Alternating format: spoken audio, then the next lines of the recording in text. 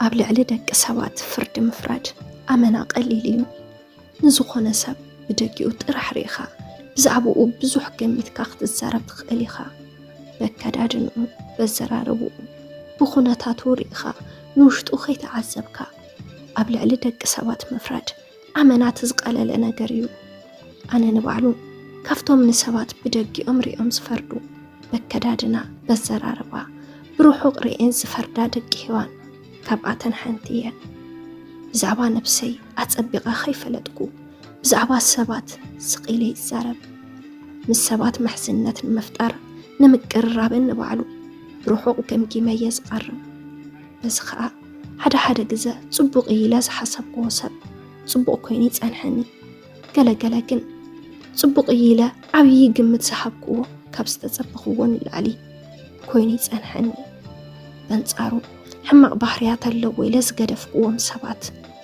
من زي قمت قوم عبيت سبات انتريوم بقن عطع يبل بزو حساب بزعوا سب يفرديو ناتيكنا نبينو عينتي نيرو زملكتان زي ملكتان نية تزرب زوعل شمي مريماويتي يزبحال أبوتاتن تمثلو سم نقبري مرح زبلو وبحالا أوايقنا يسرحن عبيني مريم سم حيزة فتقري زي فوتو فردي فرج أنا نولدي مبالك الإيد قول عيا ما باي حاوي حدار جيرو أبدا جايز قمت أبجزع بيني سلسقون قوون بزوح زقوات أترن سبين برن بنت عنتي عبي أبزد لخوي وتزا أبزد لخوي أتو جن نت عنت هلني لا هم كونه كبري زورج نجر صريح يفلتن من قدينا تزيرا زقواس قال هوانية سبسح جزي أبصرح يزحلفو كابصرح وزع زلو جزي أبصخونا مزناق أبوتها كوفيلا نبا علي جزيهب أبيوتي بزوح محازوتي باللين كمزي محازي زبح النجر يفتون كل نجر نبينا يقبر حقوسي حزاني كله بعلي يدخاف عليتو نايزم مخنياتون سب زبح الفطور زي مأمانيو بنفسي عمينة محازا يفتون نسب كم مفلات يفلت إياه كناخا قريبة سود محزنات فاتيرة يفلتن عرق خونا فكارون كمو أنا ناتي حرياز خون كل نجارو دسبالا نود عدم كسابلو ما يرخبون أدمين داو السخن تخيج ولا الدون نخمرقو زعنتوخ قبرو لا يجمرو مرهوان أي قزانا سفيح مستمخانو نيتخبا بنستي أب قزانا ينزو علا بفلاي دحر ساعات الكبيلان بنا نفلحيين أعلل زوعلا أبس أوان زون مجم أنستتتعكبا أموخا بون انتحاليا زي اللعل نايد سفر سبيلان نتحدل إلان قدف نتحدل إلان قدف مبال ناتن سرحيو مليسان كالي وراوني جمرا كم أنا قبرا نخلو نباريا العلوء أنا قرمت بلا نخاء ننبعلا نبونيا زدت حمام يانيرا عدم عالتي كاب سرح قلتي فوزي نابقزا خدكو عقاد أمي كدانك عايرة ندق خوت زئز حسابو ناي سفر نستي تعكبا عبقزات أنا حانمو مسأن خالل انتحتاني موزع قريفة مسأن كوف بالكو نتشم وقأن فلوت إينيرو كم لمادن محماين معلال جمرا أبزق زقن كاب كلو وقأن كاب كلو زل على أصابن قلبين ونين أب حدا عرفة أتساب أنا يفلدون رئيوون يفلدن قناخا كلهم بحدا بزعبو تبقى نقري على لا أتحانتي تسابايو تبل أتحانتي تحت النوم كوتاس أمو جيساني يتساقبون كساب زخدا بالطعم حزيزة دحر مصنح ندي بزعبات ودحتت قوة أب قربا معلتي أفتخبا بستخاري ود مخانو ولادي تينا جيراتني كم زنقارات ننتا داخوينو اتود حدش تخاري عين تخون زقرم نقار كنا كاب جزانا مبل سالساي معصو عبز ركب جزا تخاري يزلو أنا كنا نخباب خلت تسومون كيف لتقوة زانيحان كلنا نستمندر بزعبو تسبق انت على أنا نوخ فلتو دليت حدرني ما جمرتا قد أخري ألن بالزبل መጀመርታ ናፍቲ ዝተኻረየሉ ገዛ ኸይደ ምስታ በዓልቲ ገዛ ንእሽተን ተፃዊተ ምስ ረኣኽዎ ገዛይ ተመለስኩ። ብሓቂ መልክዑ ውዱእ እዩ፣ ብጣዕሚ ጽቡቕን ኣመና ደስ በሃልን። ብዛዕባ ጽባቂኡ ዝተዛረብኦ ኩሉ ሓቂ ኮይኑ ረኺበዮ። ጽባቂኡ ርኤ ስቕ ኢለ ክሓልፍ ስለ ዘይደለኹ እውን ብዝኾነ ይኹን መንገዲ ክፋለጦ ከም ዘለና ሓሰብኩ እሞ ኣብቲ ከባቢ ናብ ዘላ እንዳቡን ብተደጋጋሚ ከም ዝኣቱ ምስ ፈለጥኩ ኣፍታ ዝኣትወላ ሰዓት ምስኡ ኣትዮ ኮፍ በልኩ። ንኽንፋለጥ ሰናይ ፍቓዱ እንተደኣ ኮይኑ ሓተትክዎ። ንሱ እውን ድሙቕ ፍሽኽታ ብዝተዓጀቦ ኣሰራርባ ሰናይ ፍቓዱ ገሊጹለይ ተፋለጥና። ሽሙ ሄኖክ ይዝበሃል። ሓጻርን ምቅርትን ዝኾነት ሽመለቶ ኣብ ሓደ ከባቢ ከመነነብር ገሊጸ ማሕዙት ክንከውን ፈቂዱለይ ምሕዝነት ፈጠርና። መዓልቲ ምርኻብ ጀሚርና። ስልክ ተለዋዊጥና፣ ብስልክ እንዳዕለልና ብደንብ ምቅርራብ ጀሚርና ኢና። እናተቀራረብና እንትንከይድ እቲ ብዛዕባኡ ዝሰማዕኽዎ ኩሉ ሓቂ እናኾነየ ክረኽቦ ዝጀመርኩ። እንትበዝሕ ብጣዕሚ ሓላይን ፈቃር ሰብን እዩ። ከምቲ ዝተባሃለሉ እውን ብጣዕሚ ትሑት ሰብ። ኣብ ቀረባ መዓልቲ እዩ ኩሉ ነገረይ ተቆጻጺርዎ። ከይሓሰብክዎ ብዘይገመትክዎ መንገዲ ኣብ ፍቕሪ ወዲቐ። ቅድሚ ሕዚ ካልኦት ደቂ ኣንስትዮ ኣፍቂርና ኢለን እንትዛረባን ከምዚ ገብረና ብዛዕባኡ ጥራሕ ንሓስብ ክብላ እንተለዋ ኣይኣምነንን ነይረ። ከምዚ ወረ ጥራሕ ኮይኑ ይስምዐኒ ነይሩ። ኣባይ በፂሑ ግና ሓቂ ምዃኑ ኣረጋጊፀ። ምስ ሄኖክ እናተራኸብና ብዝኸድና ቁፅሪ ርክብና እናጠንከረ ይኸይድ። ብኣይኮነ ብኡ ስምዒትና ተመሳሳሊ ነይሩ። ካብ ኩሉ ኣነ ዝገርመኒ ነገር እንተሃለወ ኣብ ፍቕሪ ብጣዕሚ እየ ዝምካሕ ነይረ። ፍቕሪ ይሕዘንን ፍቕሪ ከምቲ ዝንገረሉ ከቢድ ኣይኮነን እንዳበልኩ ዝከራኸር ዝነበርኩስ ንባዕለይ ኣብኡ ጥሒለ እንትኸብደኒ ኣመና ይገሪሙኒ። ኣነ ንሄኖክ ከም ዘፍቀርክዎ ቃል ውፅእ ክዛረቦ ይከኣልኩን። ብዙሕ ግዜ ፈቲነ ግን ኣይከኣልኩን።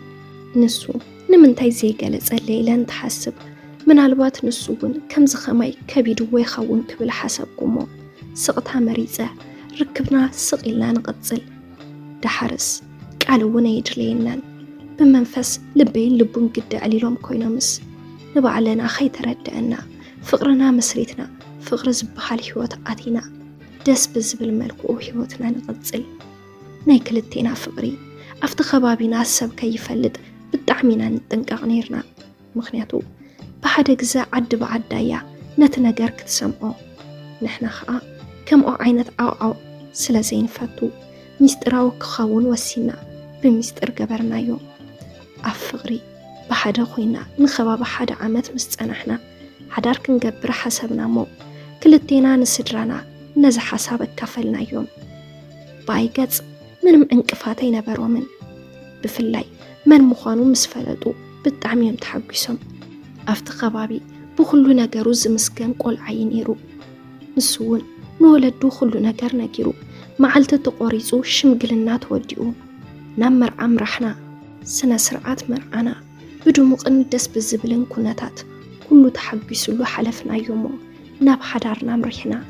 ካብ ብሕተውነት ናብ ምሕዝነት፣ ካብ ምሕዝነት ናብ ፍቕሪ፣ ካብ ፍቕሪ ናብ ሓዳር ምስግጋር ብጣዕሚ ደስ ዝብል። ብፍላይ ከዓ ክልቴና ብማዕረ ስምዒት ንፋቐር ስለ ዝኾንና መቐረቱ ኣመና ፍሉይ ነይሩ። ምስ ሄኖክ ዝመስረትናዮ ሓዳር እውን ልክዕ ከምዚ ነይሩ። ብፍቕሪ ዝተኸበበ ብሓልዮትን ብምትሕልላይን ቅሳነት ዝተመልኦን ሓዳር ኮይኑልና ኣነ ዝሰርሖን ንሱ ዝሰርሖን ስራሕ ተደሚሩ ጽቡቕ ዝኾነ ኣታዊ ነይሩና። ምንም ፀገም ጭንቀት ዝበሃል ነገር ኣይነበረን። ብሓደ ኮይና ሙቕ ሓዳር እንዳመርሕና 1 ዓመት ምስ ፀናሕና ንፍቕርና መማቕርቲ ዝኸውን ነገር ናብ ህይወትና ተሓወሰ። ክልተ ሓደ ዝነበርና ፈጣሪ ብውላድ ባሪኹና 1 ወዲ ቆልዓ ወሊድና ህይወትና ተመረቐ። ነዚ ወድና እውን ፈጣሪ ጽቡቕ ነገር ስለ ዝገበረልና ኣሜን ኢልና ሹም ሰየምናዮ።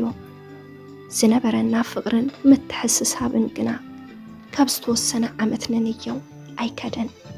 ሄኖክ ኣብ ዝኾነ ግዜ ሓንደበት ቅይር በለኒ።